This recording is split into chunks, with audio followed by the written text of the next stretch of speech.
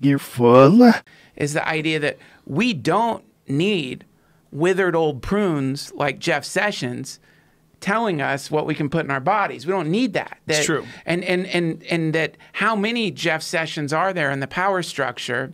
And then where it gets really fucking cool, man, check out David Graeber. You should have him on the podcast. My God, he's fucking brilliant. What's he do? He's an author.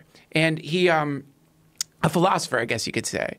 But he is incredible, and he wrote a book called, I think it's called The Utopia of Rules, that I've been reading, which is pretty fucking badass. And it's just sort of breaking down like the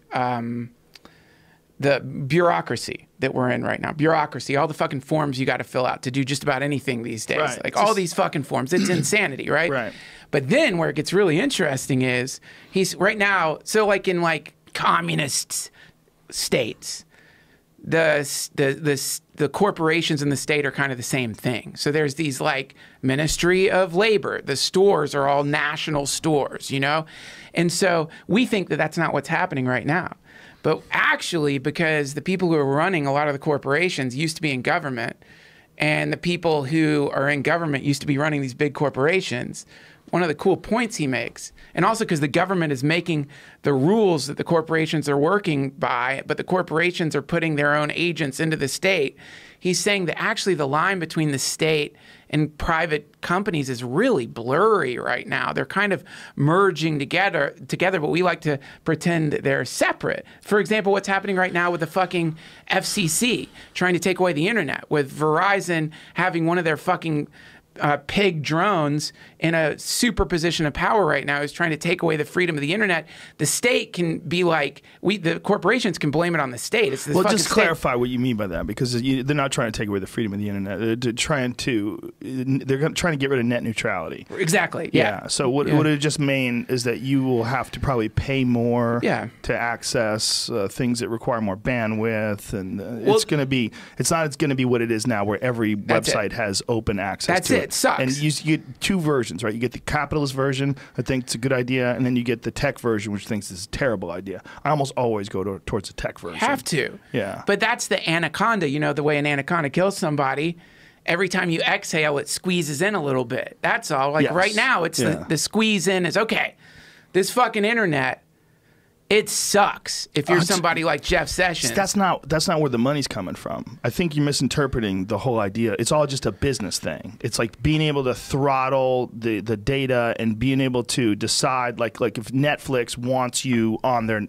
if you want to have Netflix on the network, they want to be able to work out some sort of a deal. They don't want to treat Netflix like it's any other sort of streaming service. Like you're looking at there's business transactions. They're looking at it in a business sense. They're not saying the internet sucks. No one is trying to like squeeze the internet and stop it. What they're trying to do is make more money. Well, okay, great. They're trying to make more. Saying? Yeah, I do know what you're saying, but I think it's a slippery slope, and it's the idea of the internet being treated like, I don't know, water. The internet being treated like just a thing that no corporation should have any kind of say. And that to me, it has to stay like that, because the moment some corporation, whoever it may be, gets to start deciding, yeah, you guys need to pay a little bit more. Right. And if we establish that corporations in the state aren't as separate as we like to think, then suddenly there's all kinds of back channels. There becomes a new way to begin to filter out content. And you could say it's for money. You start building financial walls around things, or you start making things vanish into the background